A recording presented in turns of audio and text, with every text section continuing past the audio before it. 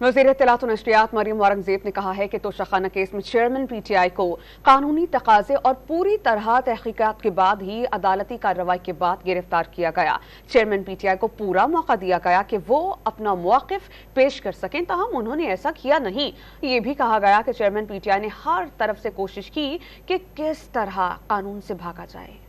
कानूनी तकाजे पूरे करने के बाद, इसकी इन्वेस्टिगेशन होने के बाद, इसका जो रेफरेंस है वो अदालत में भेजे जाने के बाद, अदालत के अंदर एक ट्रायल कोर्ट ने ट्रायल मुकम्मल होने पर जहां इमरान खान साहब को ये मौका दिया गया कि जो उन पे तोशा खाना की, और मैं उस पर आऊंगी कि वो इल्ज़ाम क्या था और उसके ऊपर जवाब क्या थे, लेकिन तोशा खाना की जो चोरी का केस था उसके ऊपर तमाम दलाइल मुकम्मल हुए, पूरा मौका दिया गया। 14 माह में 40 से ज़ायद पेशियां हुई इस केस की, जिसके अंदर जवाब देने का मौका हुआ। जब इन पे जुर्म आयद हुआ उसके बाद भी ट्रायल के अंदर जो कानूनी तकाजे होते हैं वो पूरे हुए, और 40 में से जो 40 से ज़ायद जो पेशियां हैं उसमें सिर्फ 3 पेशियों पर इमरान खान साहब पेश हुए।